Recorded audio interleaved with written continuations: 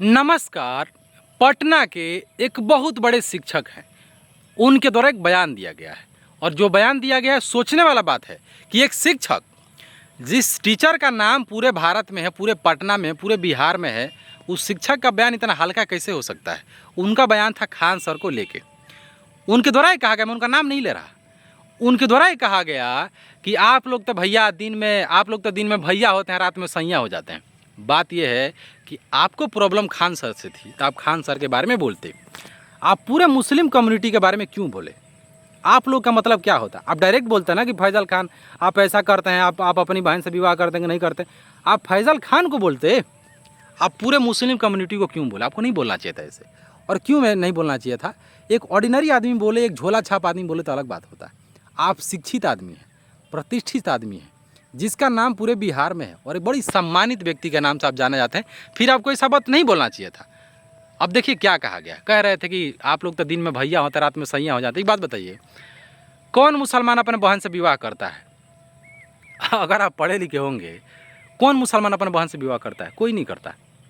सबका अपना अपना कल्चर है, किसी का संस्कृति का मजाक बनाना गलत है।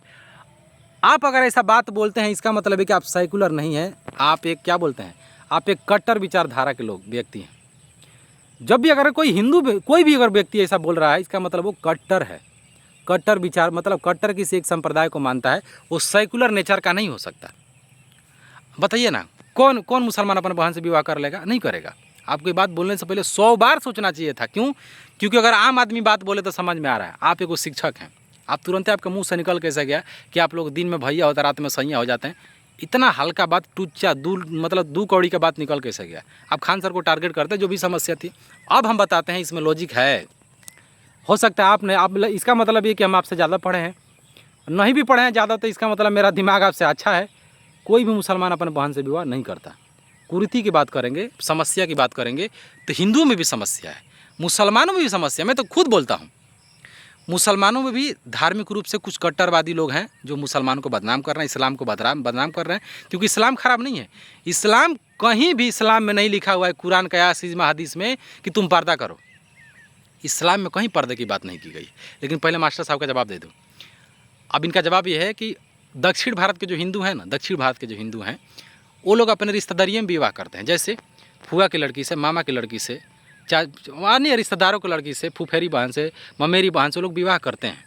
नहीं मिलता है लड़का तो गांव में ढूंढा जाता है, जब गांव में भी नहीं मिलेगा तब बाहर ढूंढा जाता है। सवाल का जवाब हो गया। आप हमारे आपके समाज में, हिंदू में ही, उत्तराखंड में एक बेटी से, एक बहू से 4 लोग विवाह कर लेते हैं। पता कर लीजिए, अगर हम झूठ बोल रहे हैं तो आपके उत्तराखंड में विवाह अलग होता है, हमारे उत्तराखंड हो गया, फिर नॉर्थ ईस्ट हो गया, वहाँ पे विवाह अलग होता है। तो भारत के चारों दिशाओं में हर दिशा का अपना कल्चर है, हर दिशा का अपना भाषा है।